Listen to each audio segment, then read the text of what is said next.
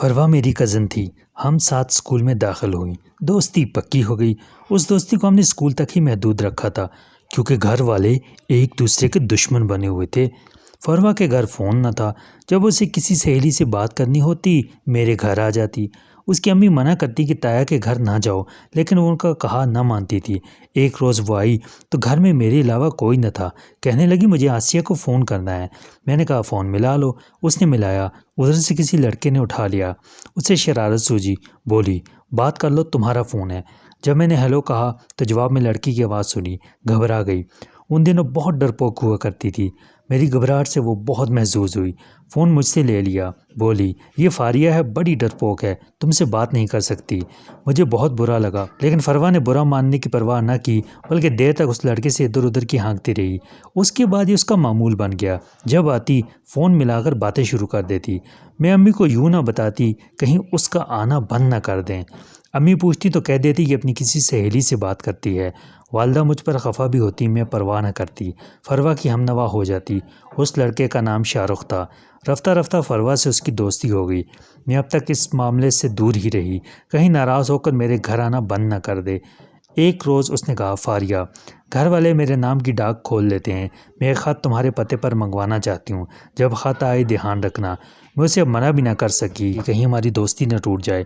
دراصل مجھے اس کی دوستی بہت عزیز تھی، یوں اس کے خط میرے نام آنے لگے۔ امی میرے خط نہ کھولتی تھیں اور مجھے دے دیا کرتی تھیں، میں وہ خط فروا کو دے دیتی، کبھی اس کا لفافہ نہ کھولتی، اس کی امانت سمجھ کر۔ خط اسلام آباد سے آتا تھا۔ امی سمجھتی تھیں میری اسلام آباد والی سہیلی زویا مجھے خط لکھتی ہے، کیونکہ پہلے وہ میرے ساتھ پڑھا کرتی تھی۔ ہمارے فون کا تار فروا کے گھر کی طرف سے آتا تھا، جدھر اس کی کھڑکی تھی وہاں سے تار میں جوڑ لگایا جا سکتا تھا۔ فروا نے ایک سیٹ منگوا کر تار جوڑ کر اپنے کمرے میں ہمارے کنیکشن سے فون لگا لیا اور اسے اپنی الماری میں چھپا کر رکھ دیا۔ یہ بات اس نے مجھے بتا دی اور سماجت کی کہ روز شام کو 4 بجے تم اپنے فون کا پلگ نکال دیا کرو آدھے گھنٹے کے لیے۔ اس دوران وہ شاہ رخ سے اپنے گھر پر ہی بات کر لیا کرتی تھی۔ اس نے اس لڑکے سے اپنے طور پر لمبا سلسلہ چلا لیا۔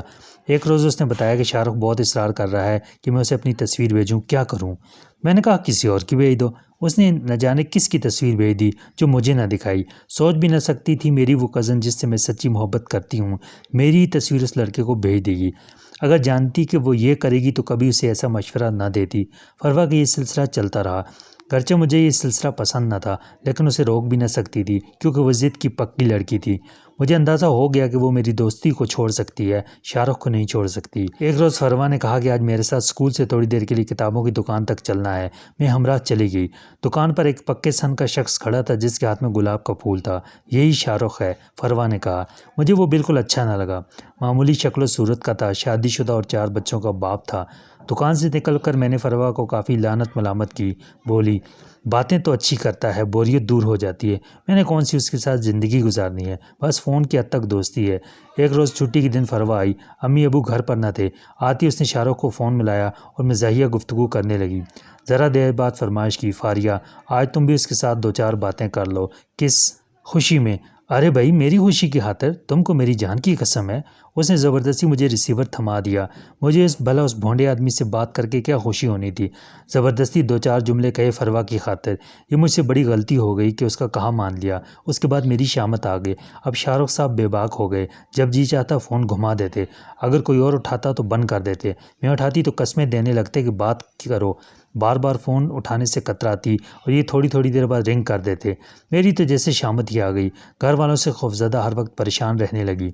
آخر میں نے ایک روز اس کو سخت لہجہ میں ڈانٹ دیا کہ اب مجھے فون مت کرنا، ورنہ میں فروا سے بھی تمہاری بات بند کرا دوں گی۔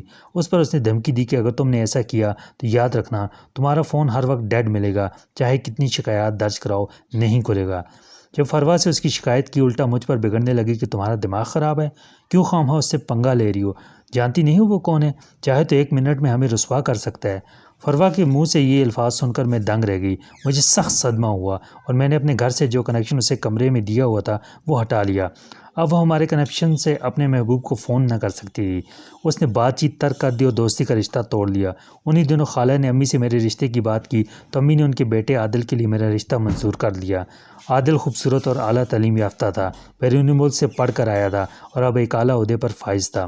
ہمارا گھرانہ اس رشتے پر خوش تھا۔ میں اور عادل بھی مسرور تھے کیونکہ ہم دونوں بھی ایک دوسرے کو پسند کرتے تھے۔ میری دلی تمنا تھی کہ میں اس کی ہو جاؤں اور اب قدرت نے خود ہی اس کا انتظام کر دیا تھا۔